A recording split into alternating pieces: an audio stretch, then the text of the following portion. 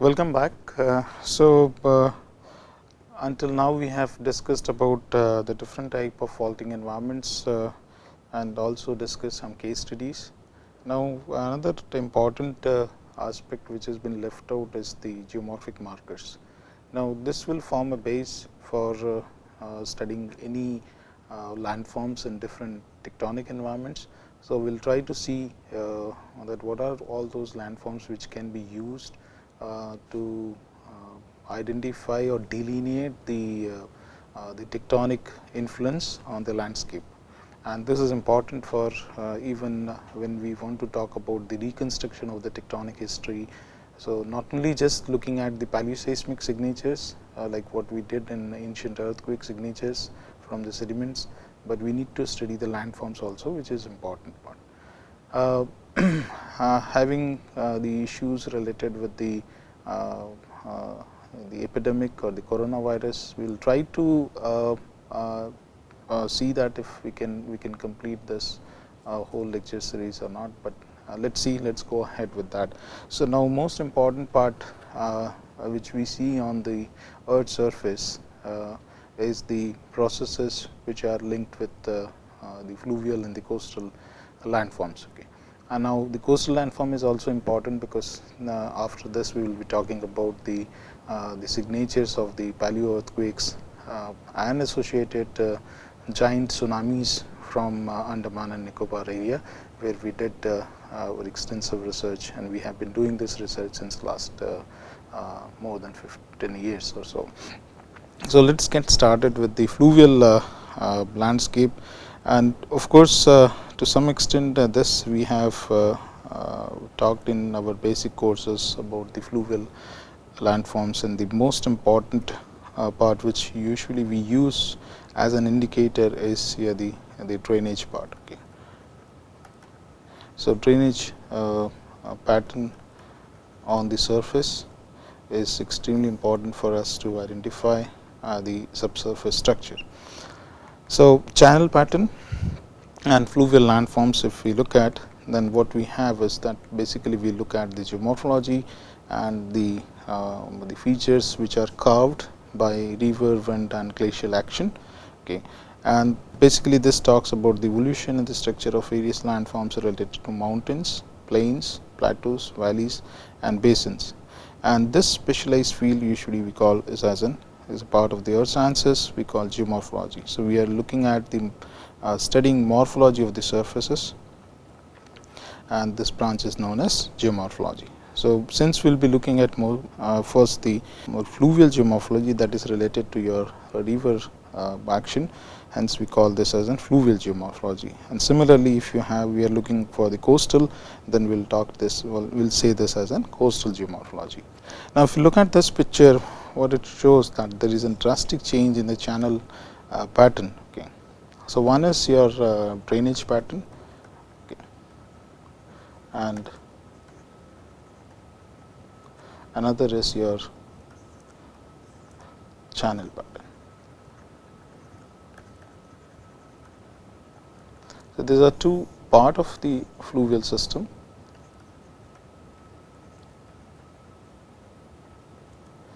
But they helps us in identifying the change in the gradient. They also help us in identifying if there is any influence of tectonic or climate in the region locally or on the regional scale.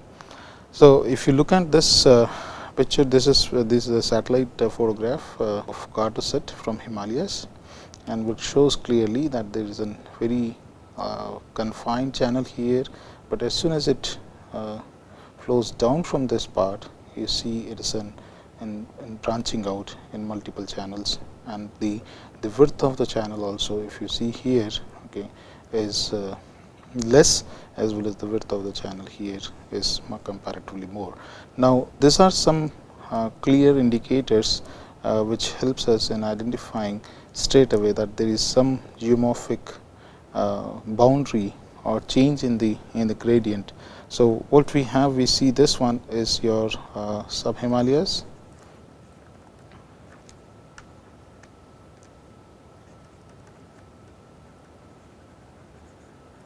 and then further here you are having the Indo-Gangetic plain.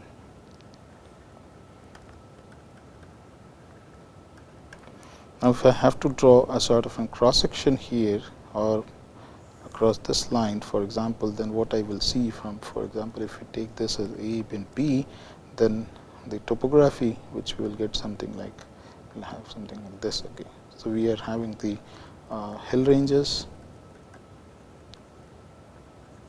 or you can say mountain ranges,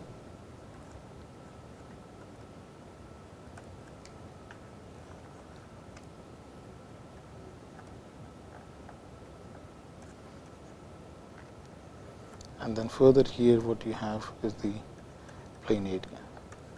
So, there is a drastic change over here in terms of the elevation. So, change in the gradient from steeper to gentler is causing this change. Okay. So, this you will have to keep in mind when you are studying the geomorphic features and trying to identify the tectonic influence. Again, another picture photograph. So, this you have the front here, which goes, I am just putting very rough line here. So, you have this one, and there is a break here somewhere. Okay. So, the change in the channel pattern here also, and so we will see that what type of different landforms we come across in such fluvial system. So, fluvial landforms, basically we have, if there is a sudden change in the gradient, then we will see the formation of the alluvial fan, because what happens is this again is the parameters which are involved, as one is the gradient here, then second is the carrying capacity,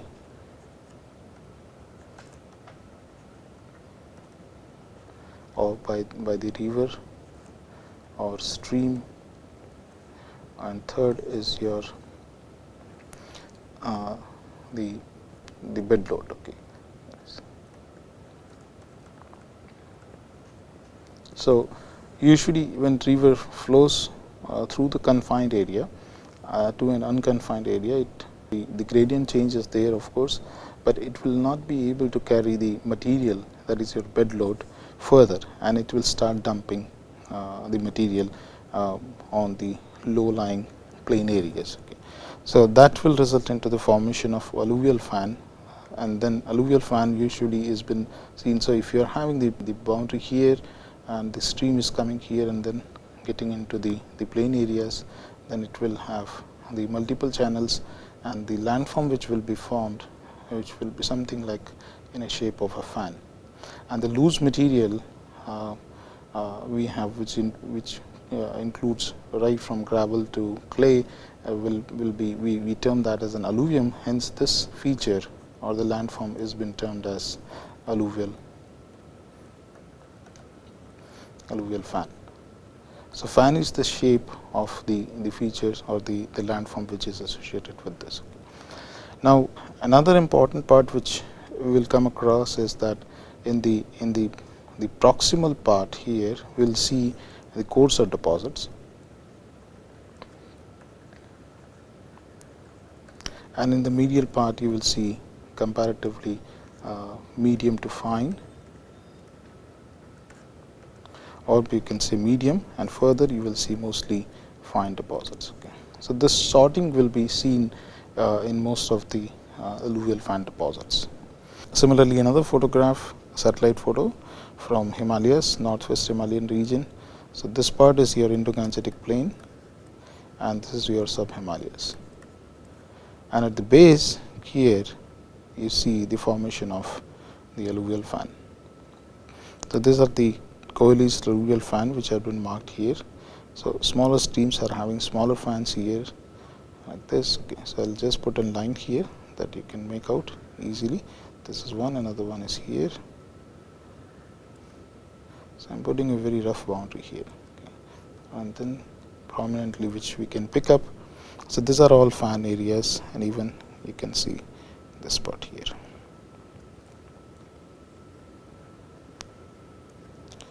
Now, why this is important? Because in some time this depollution of the fan, or we can say the fan aggradation, that is here we term this as an depollutional phase.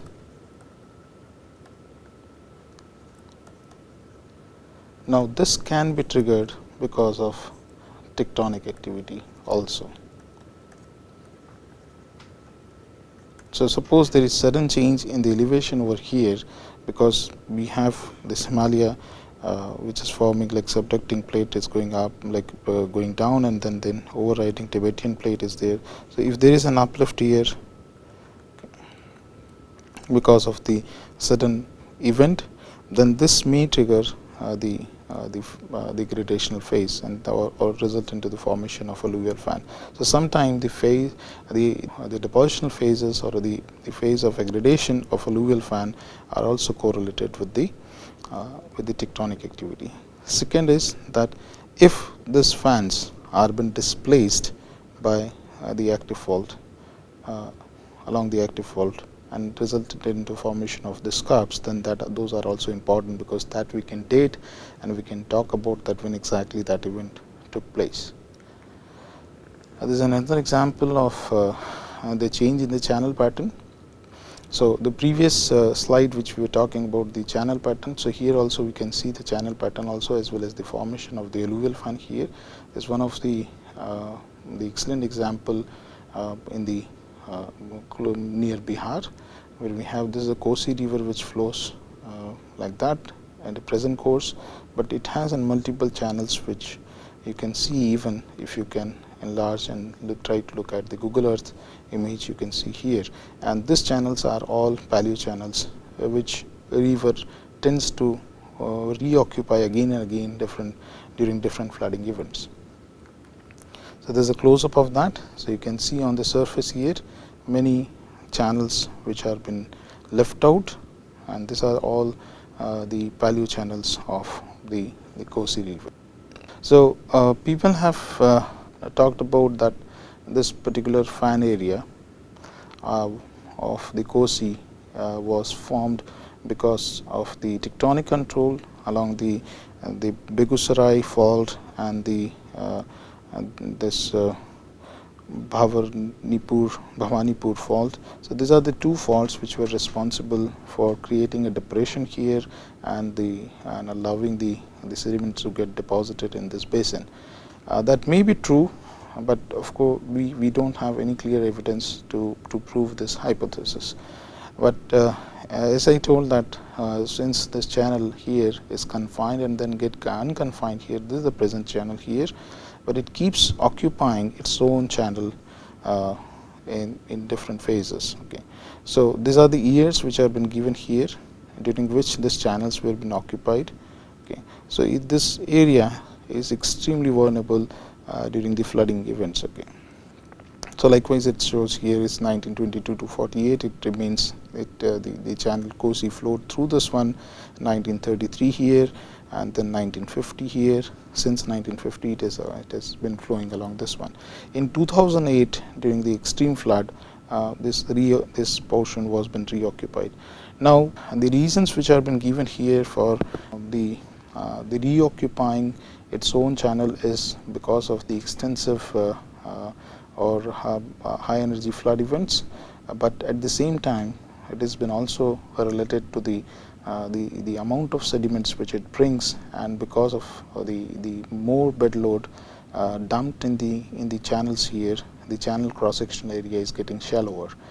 The reasons for the erosion which has been highlighted is, one is because of the extensive deforestation in the Nepal part, but at the same time what I feel is that it is possibly another factor which affect here is because of the active tectonism, because the ongoing deformation will make the material more fragile, or the rocks and the sediments more fragile, which are subjected to erosion, and that can bring more amount of sediment flux into the basin. Okay, so that may also be one of the reason why we are having the more amount of deposits or the material getting into the Kosi River.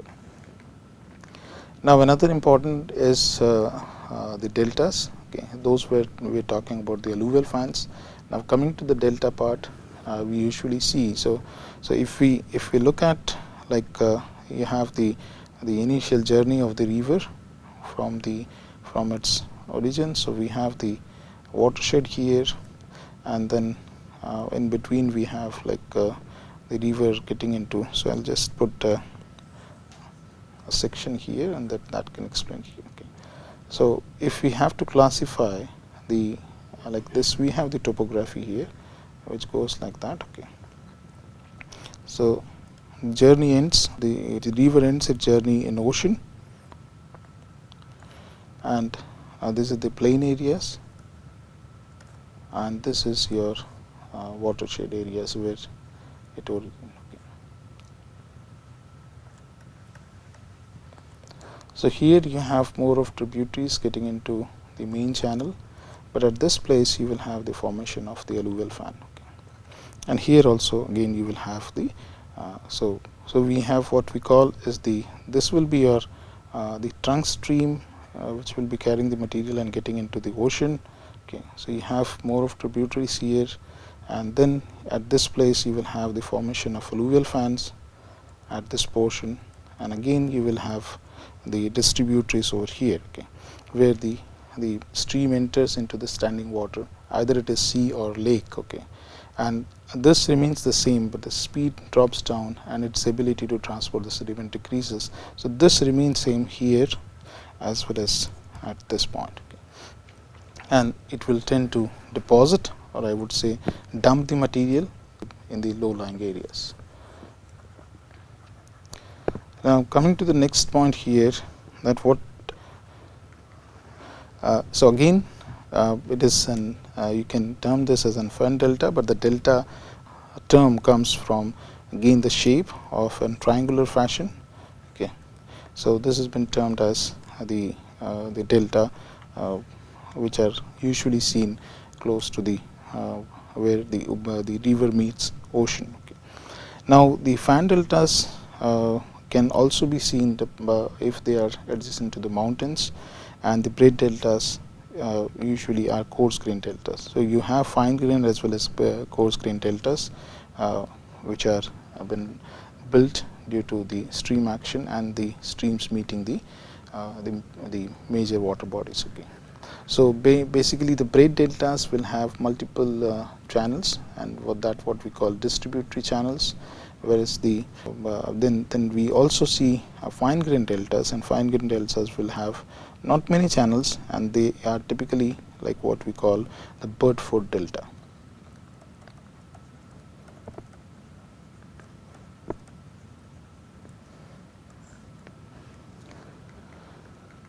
So this is an example from one of the largest delta we have from the Ganges and Brahmaputra river, and the elevation here is not so much. It is some places it is less than around 1 meter or so. Okay. So another problems which such regions will face is that if there is a fluctuation in the sea level because of the climatic conditions, then most of the areas will get inundated, and a large portion of the like area and the population will be affected because of that. Now coming to the channel patterns, we have straight channel patterns are mostly rare, but what we see is the combination of the straight and other channel, and this channels will have the highest velocity along the straight channel segment usually is found in the mid channel. Okay. So you have and if a stream channel has many curves, the channel pattern is termed as sinus channel. So straight channels will be something like that. Okay. And if you have the curved channels, then we term this as in meandering channels, okay, or sinus channels. Then the deposits which have been seen here is again in the sinus channels will be finer to coarser. Okay. And if you take the cross section of the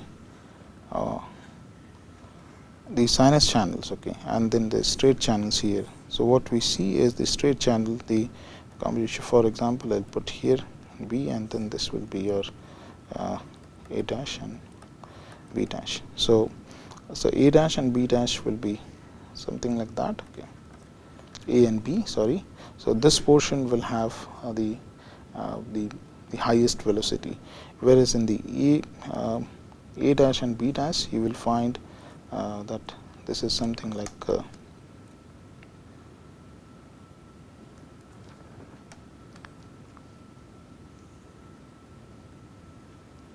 so this portion will have the maximum velocity, and it will have the capability to erode. So this is your A dash and B dash. So this is typically of the meander. Okay. So in any stream, the channel forms a series of meanders. Okay.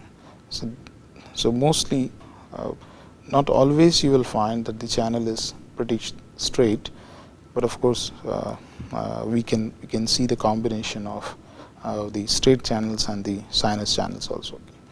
So in many streams the channel forms a series of meanders, and this is for the straight channel. So we will have the maximum energy conditions in the medial part, and in the braided channels this we will mostly what we see is the multiple channels coming in, and these are the features which we can look at from the straight to meander and braided. So usually in braided channels we will have multiple channels coming in, and mostly what we see is the coarser deposits are been associated with the braided channels, and along with that the formation of the braided channel will have like steeper slopes.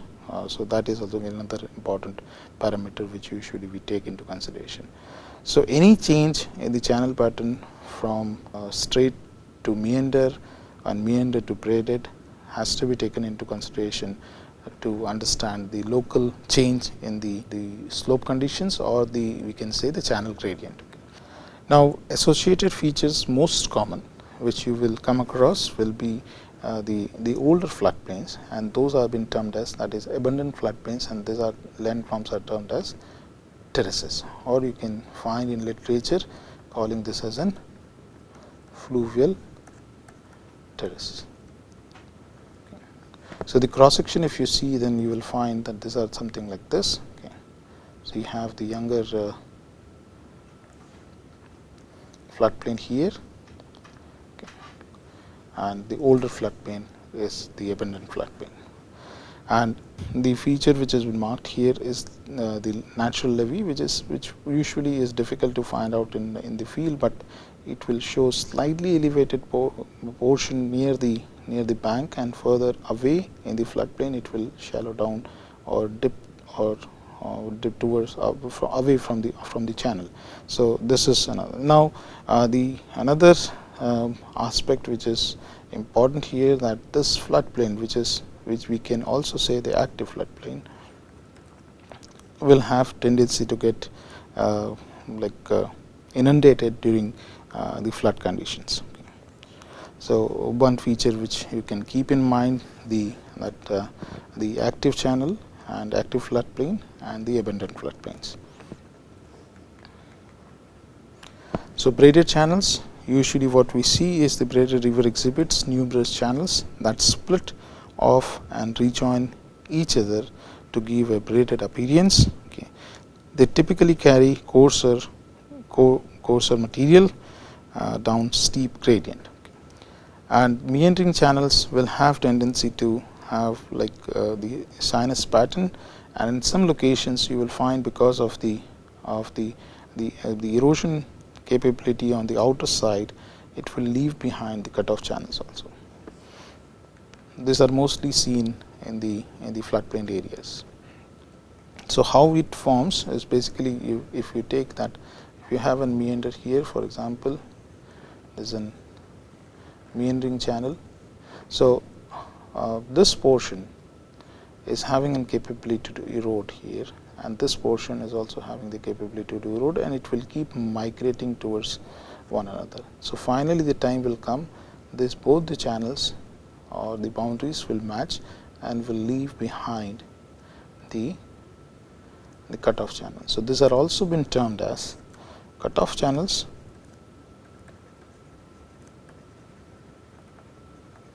or oxbow lakes, because the feature which we see is like an oxbow. So, they are also been termed as oxbow lakes. Now, coming to another important feature which we were talking about, the terraces. So, if you have the channel, okay, so channel will have tendency to keep grading. So, it will deposit the material, okay, and it will also erode. So, what you will see is you will see a formation of terraces. So, this was the earlier profile of the channel, and now what we have the terraces. So, it has incised its own channel here. So, this what we see is like we call this as terraces. So, we can name this as T0, and it can have multiple terraces also. Okay. So, of course, what we have talked that these terraces are the indicative of the older floodplains. That means the river flowed at this point in past. So, they mark an older relative high water level, because this was the point where it flowed in the past, marked by step or thread plus scarp along the valley. So, this will be like it will be marked like and an erosional bank along the. So, this will be your thread or scarp, you can say. Okay. So, this is an example from Bias River, which shows the formation of terrace. So, you have a flat terrace here, there is a higher terrace, and the river is flowing like that, it goes like that, okay. And then you have any other younger terrace over here. So, this is like we can say this as an T0, and this one is your T1. Okay. So, T1 is the older one, and T0, that is your higher terrace, and this is your lower terrace. So, this also indicates that there was some change in the base level, because of which the river tend to erode or incise its own deposited material. Okay.